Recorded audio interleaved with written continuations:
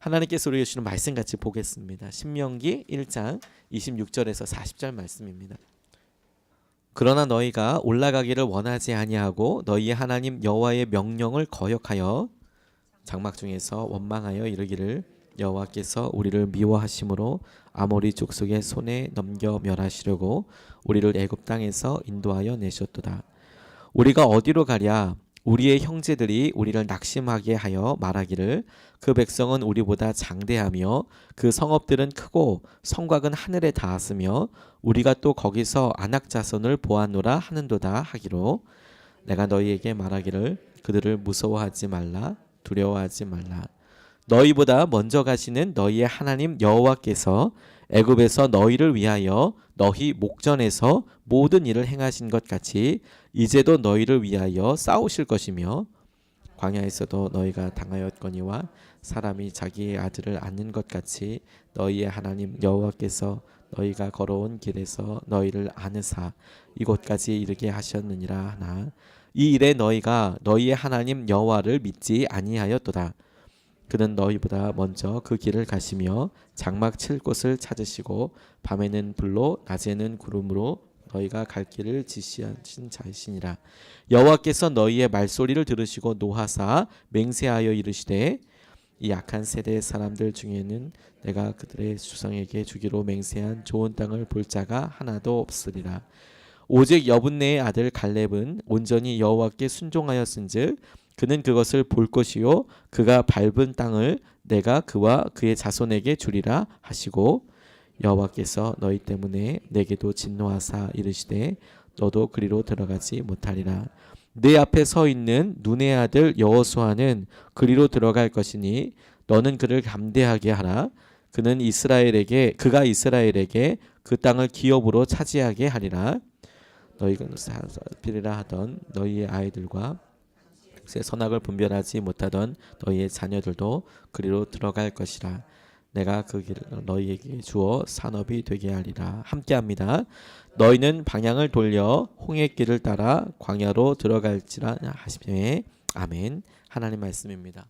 약속의 땅으로 나아가는 34번째 특별한 날입니다. 가데스 바네아에서 있었던 일에 대해서 모세가 계속해서 이야기합니다. 이스라엘의 역사에 있어서 이 광야 출애굽 과정에 있어서 가데스 바네아 사건이 너무너무 중요하기 때문에 그렇습니다.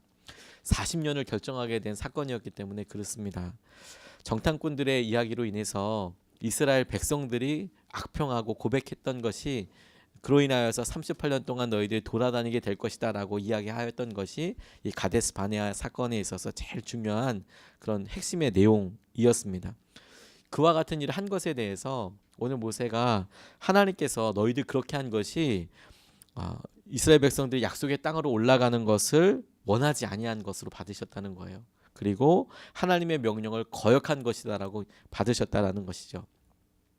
신명기에서 가데스 바네아 사건을 다르게 조망해 보는 것은 민수기에서 나와 있는 그런 사건들은 당시에 겪었던 사람들을 중심으로 나와 있지만 지금 이야기는 38년이 지난 이후에 그때의 어렸던 사람들이 듣고 있는 것이기 때문에 그리고 38년 동안 이 일을 겪으면서 새롭게 고민하고 새롭게 질문하고 깨달아지는 것들 통해서 그때 그 사건이 이런 거구나 라고 고백했다는 의미에서 전혀 다른 접근으로 보게 되는다고 말씀을 드렸습니다. 오늘 본문을 통해서 가데스 바네아 사건이 38년 후에 다시 생각해보고 실패로부터 얻을 수 있는 교훈들이 무엇인지에 대해서 같이 좀 살펴보고 싶습니다. 첫 번째 주님께서 주목하게 하셨던 것이 무엇이냐면 하나님께서 우리 자신을 어떻게 생각하는지가 달랐다. 다른 시선 두 가지가 발견되었습니다. 하나는 이스라엘 백성들에게서 하나는 모세에게서.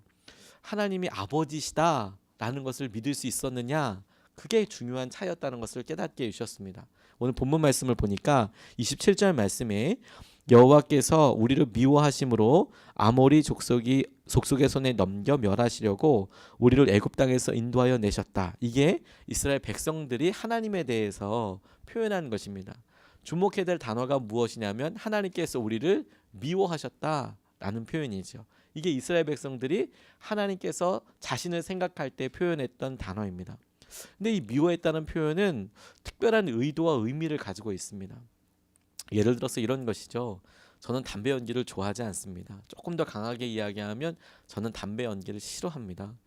주위에서 담배 연기를 저한테 뿜어댄다고 한다면 뭐 그런 사람들은 없지만 굉장히 불편할 것 같습니다. 그런데 내가 담배 연기를 싫어한다라고 표현하는 것은 그런 제 어떤 마음을 이야기하지만 저는 담배 연기를 미워합니다 라는 표현을 한다면 이것은 그런 행동을 하는 사람에 대한 제 마음까지 표현하는 것이죠. 제게 담배 연기를 이야기하는 사람들을, 제가 담배 연기를 뿜는 사람들을 저는 미워합니다 라는 표현이 된다는 것이죠. 그래서 그것은 그런 행동을 나한테 가해오는 사람들, 해오는 사람들에 대한 나의 불편한 관계에 대한 표현, 내가 그 사람들에 대한 나의 관계가 어렵다라는 것, 태도가 그렇다라는 것을 포함하는 단어인 것이죠. 미워하다라는 것들이. 그러니까 이스라엘 백성들이 하나님께서 나를 미워해라는 표현은 뭐냐면 어떤 의도가 있으셔. 그래서 이건 회복되기 어렵고 하나님과 나의 관계가 어그러져 있어 라는 느낌의 표현이라는 것이죠. 거기에 비해서 모세가 하나님께서 하신 일들을 지칭할 때 표현이 이렇게 됩니다. 30절로 31절까지의 말씀을 발췌해서 보면 너희보다 먼저 가시는 너희 하나님 여호와께서 너희 목전에서 모든 일을 행하신 것 같이 이제도 너희를 위하여 싸우실 것이며 사람이 자기의 아들을 안는 것 같이 너희의 하나님 여호와께서 너희가 걸어온 길에서 너희를 안으셨다라고 표현하고 있는 것이죠. 모세가 하나님께서 지금까지 해오신 일들을 그냥 숨겨져서 한 것이 아니라 모든 사람들이 낱낱이 볼 수 있도록 행하지 않았냐. 만나가 내리고 메추라기가 날아오고 모든 일들을 다 그렇게 행하지 않았느냐. 그리고 하나님께서 먼저 이 일을 같이 준비하시지 않으셨느냐. 근데 그것이 어떤 느낌이었다라고 표현하고 있냐면 사람이 자기의 아들을 안는 것처럼 이 모든 일들을 하셨다. 이게 모세에게 깨달아진 하나님과의 관계였다는 겁니다. 하나님이 미워하셨다 이게 아니라 하나님은 사람이 아들을 안는 것처럼 그 사람을 보호하셨다. 우리를 인도하셨다. 다시 말해서 이것은 하나님은 우리의 아버지시다. 이렇게 제게 깨달아졌습니다. 하나님 감사합니다. 모세가 그렇게 하나님이 아버지시다라고 고백할 수 있었기에, 그렇게 느낄 수 있었기에 이스라엘 백성들이 그렇게 패역하고 우상 숭배하고 그래도 하나님께 다시 구할 수 있었던 것입니다. 용서해 주십시오 하나님. 그리고 하나님이 자신의 아버지 같은 분이라는 것을 믿을 수 있었기에 이들을 용서하기 위해서 생명책에서 기록된 것에서 내 이름을 지워주십시오라고 고백할 수 있었던 것이구나. 이게 놀라운 것이었구나. 하나님이 아버지시다. 아버지시다. 하나님께서 모든 것을 책임져 주실 것이다. 이것을 믿을 수 있느냐? 이게 믿음의 갈림길이라는 것을 하나님께서 깨닫게 해주셨습니다. 저는 이 말씀을 제 자신에 적용해 보았습니다. 우리 아버지라면, 제 육신의 아버지라면 저를 어떻게 사랑해 주실까? 아버지라고 믿는다는 것이 무엇일까라고 지금 적용하다가 우리 육신의 아버지, 저희 아버지는 저한테 어떻게 믿음을, 사랑을 표현해 주실까? 그렇게 생각해 보니까 저희 아버지는 저를 끝없이 믿어 주셨더라고요. 능력 있는 것도 아니고 뭐 어떤 것이 있는 건 따로 준비되어 있는 것도 없는 분이지만 끝없이 믿어 주셨더라고요. 반대로 제가 저희 딸들을 어떻게 사랑하나, 아버지로서 어떤 역할을 하나 이게 보니까 저는 우리 딸들을 위해서 아이들을 생각하는 것보다 더 많은 것을 준비하려고 하고 있습니다. 뭐 돈을 엄청나게 준비하고 이런 게 아니라 아이들에게 그래도 학년이 올라가면서 요즘은 아이들 중학교 앞에 보고 있으니까 학군을 어떻게 해야 할지 아이들은 아마 상상도 못할 생각들을 부모들은 참 많이 고민하고 있습니다. 뭘 준비해 줘야 할까? 어떻게 만나게 해줘야 할까? 뭐 이런 생각들을 하나하나씩 다 하고 있는 것이죠. 하나님이 내 아버지시다.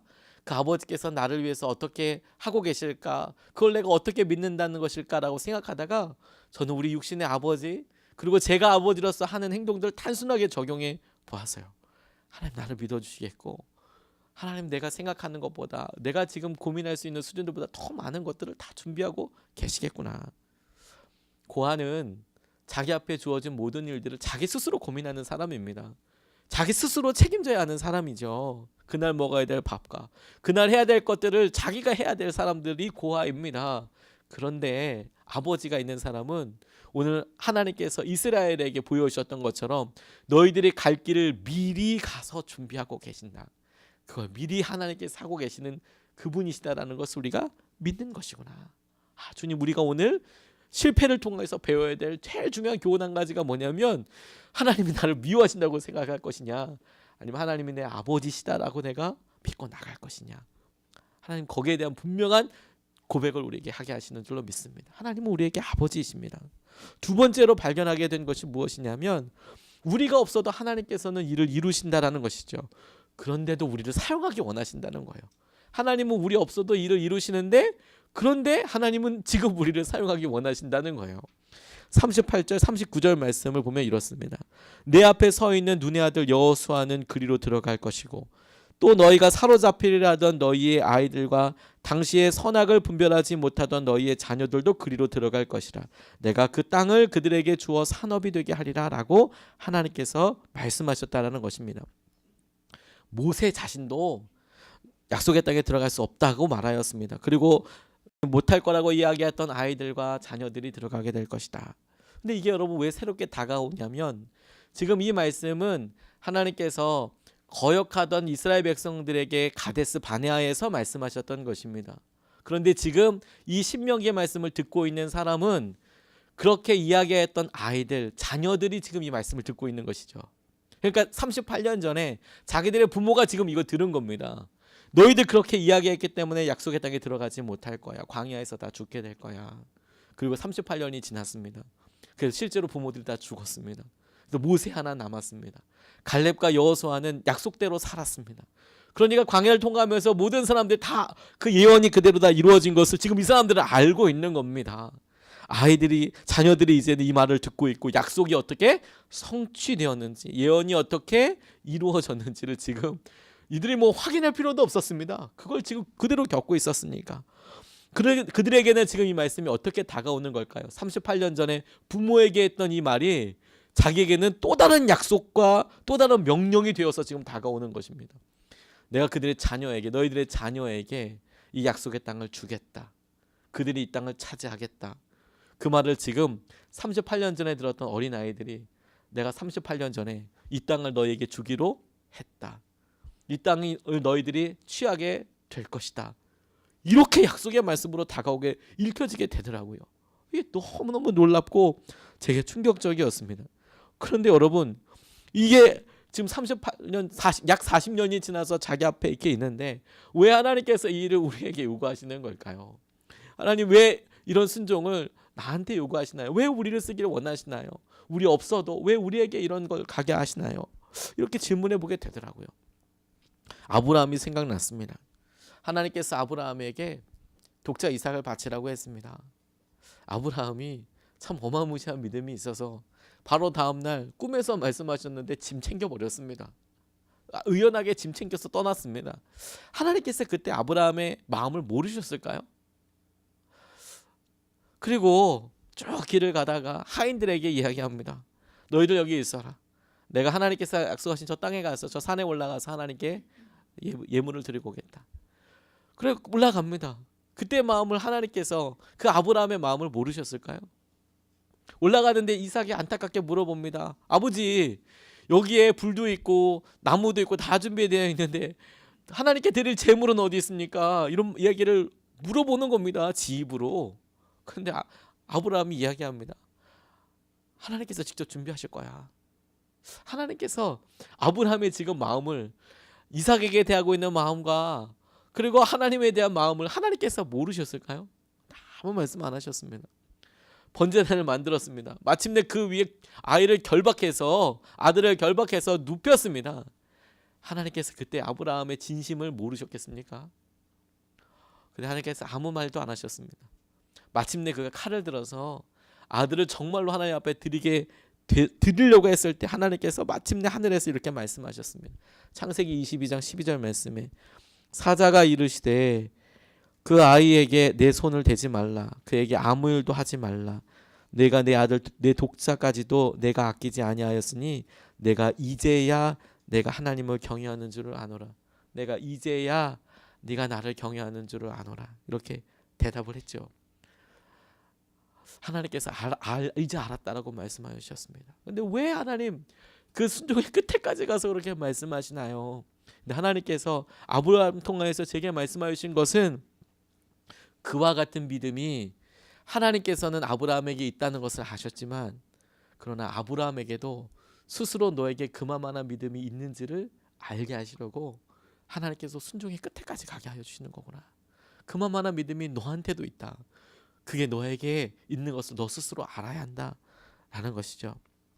하나님께서 교회 개척을 하면서 제가 참 많은 믿음의 고백들을 하게 하여 주십니다. 제가 하나님 도대체 이거 왜 이렇게 하게 하시나요? 이런 생각들을 혼자 있을 때마다 참 많이 합니다. 그러면서 제가 깜짝 놀라는 게 무엇이냐면 제가 제 안에 그런 믿음이 있다는 것을 저는 몰랐습니다. 저는 제가 그런 사람이라는 걸 몰랐습니다.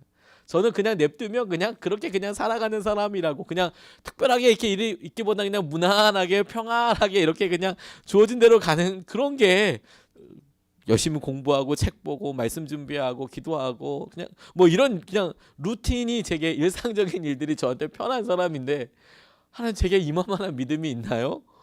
저 스스로도 너무 깜짝 놀라게 하시는 것이죠. 그래서 하나님께서 하나님 우리 없어도 이 일을 이루실 수 있는데 굳이 아브라함 찍으셔서 내가 너 열방의 아비로 세울 거야 라고 하시는 이유는 뭐냐면 그와 같은 일을 너도 할 수 있다는 것을 알게 하시려고. 38년이 지난 그 다음에 하나님께서 당시의 어린아이였던, 당시의 자녀되었던 사람들을 이제는 말씀을 유업으로 받을 자로 세우시고 이제 너희들 통하여서 내가 약속의 땅을 너에게 줄 거야, 너희들이 이 땅을 점령할 거야, 차지할 거라고 거듭 말씀하시는 이유는 무엇이냐면 부모들은 없어도, 힘이 있었던 너희들 아버지는 없어도 내가 이 일을 이룰 수 있을 거야. 이룰 수 있어. 너희를 통해서 이룰 거야. 그리고 그 일을 이룰 수 있다는 것을 내가 너희들 선택한 것을 통하여서 너희들도 알게 될 거야. 하나님께서 그렇게 말씀하신 것이라고 붙잡아졌습니다. 왜냐하면 허다하게 많은 사람들 중에서 아브라함을 굳이 선택하신 이유는 그가 믿음의 아버지가 되어야 하기 때문에 그렇습니다. 하나님께서 자녀들을 선택하신 이유는 그들이 마침내 약속의 땅을 밟아야 될 사람들이기 때문에 그렇습니다. 주님께서 여러분들에게 저에게 특별한 순종을 하기 원하신다면 하나님께서 그 일을 통하여서 우리에게 그런 믿음이 있다는 것을 보여주시기 위해서 이 일을 하시는 것이라고 붙잡게 되었습니다. 하나님이 사용할 수 있도록 마음을 내어드렸으면 좋겠습니다. 하나님은 당신의 계획을 이루실 것이고 지금 우리를 사용하기 원하십니다. 우리 같이 말씀 붙잡고 두 번 나눠서 같이 기도하겠습니다.